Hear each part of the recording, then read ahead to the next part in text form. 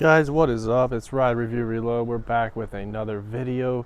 First of all, happy New Year's Eve. It is the last day of 2024 and I figured I'll end it with a video of my dirt bike.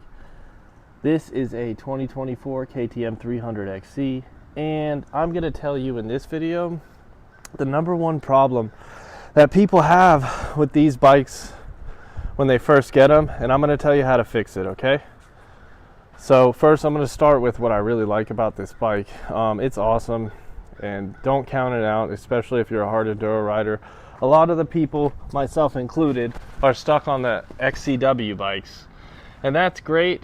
Those are the really good hard enduro bikes and stuff, but the problem with those that's really all they're very good at, okay? If you want to go to the track or you want to ride some open stuff, the XCW is going to kind of lack in that department. It's great for the slow technical riding and the single track if that's all you do, all right? But if you want something with a lot more pep and that, in my opinion, is more fun, take a look at these bikes, the XCs, 2023, 24, 25, whichever, even the older models. Some people prefer the carbureted models, but yeah, don't count it out. That's all I'm saying.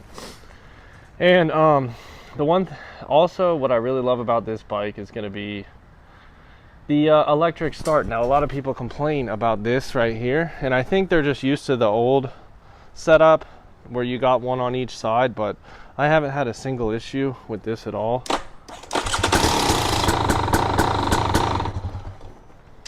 Didn't really press it hard enough the first time, but this is great, man. It fires right up every time, and it's cold right now too, and I didn't pull the fast idle, so, but it works great, especially like it starts right up. It's really quick with that lithium battery, okay?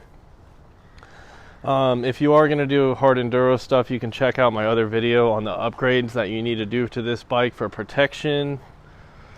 As you can see, mine's not completely stock. It's got a couple different things, but yeah, these bikes are awesome, man. Everyone's talking about KTM right now, going out of business or whatever, but I think that they're just gonna like have to outsource some stuff, which they're already doing, but I don't really know what's gonna happen. But I don't think they're gonna stop making bikes, honestly. I made a video on that as well. Yamaha is probably going to do a lot more new stuff with their lineup, but we'll see. You never know. So, really, man, I just changed the oil in this thing. Besides air filters, oil, and a couple upgrades here and there, I haven't really done much to this bike. It's awesome. Now, there is a couple things that I do want to do later on. I want to change the gearing. I think we got like a 51 tooth rear sprocket and a 14 tooth.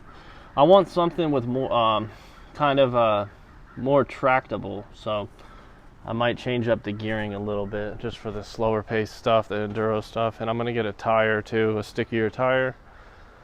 Okay, now one thing that I don't like about this bike is it doesn't come with plugins for a fan from the factory. So to get a fan on this bike, you can get like the Tusk fan, and it works with my radiator guards and it goes on the right radiator. But the problem is the stator output on these XCs is only like 30 watts or something. It's not very much, 30 volts or whatever.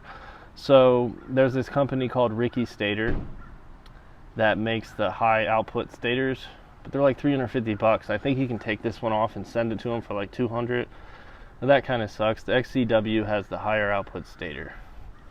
So if you're going to run a fan and a light, you definitely need to look into doing that, because your battery's going to die if you don't. So yeah, that's one thing. I wish it came with plugins for the fan and it had a higher output stator, but honestly, if you're riding this thing in the fast stuff, you're not going to overheat. The only time I ever overheated was like when I'm clutching like crazy in the really, really nasty enduro stuff at like Rock Crusher Farm and stuff. That's the only time I had problems overheating. Okay, now the other problem, okay? When you get these bikes, they're going to run so rich, just like every new two-stroke. And a lot of people were complaining about fouling plugs, and there is a simple and easy and cheap few dollar fix for that.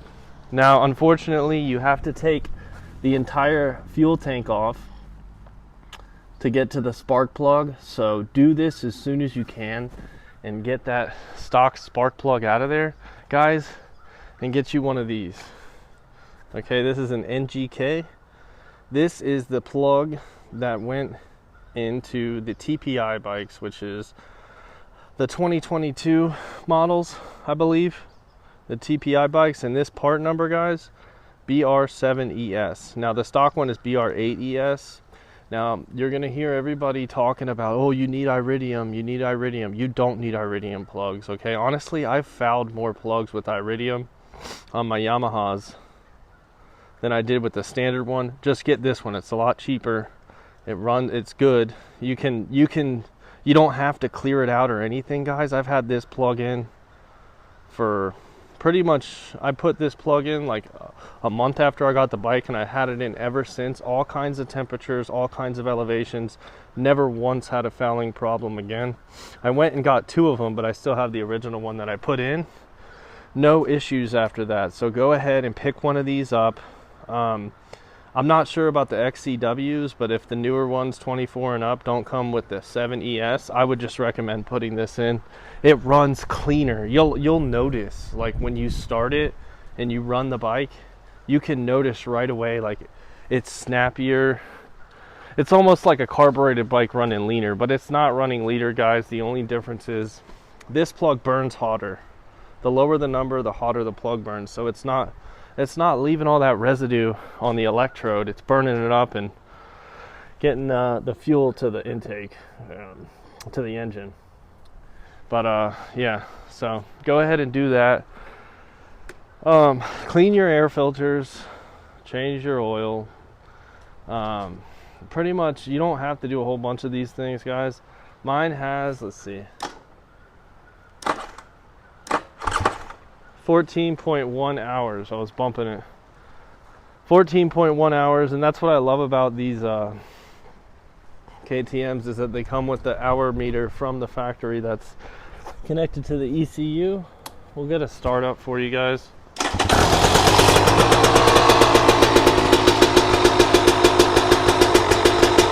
Guys, Happy New Year. Like the video if you enjoy riding dirt bikes. Share it with a friend and subscribe if you're new to my channel.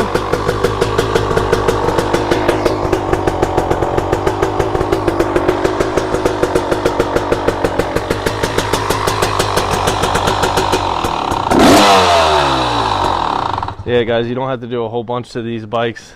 They come ready to rip. It should say ready to rip instead of ready to race. All right, guys, I'll check you later.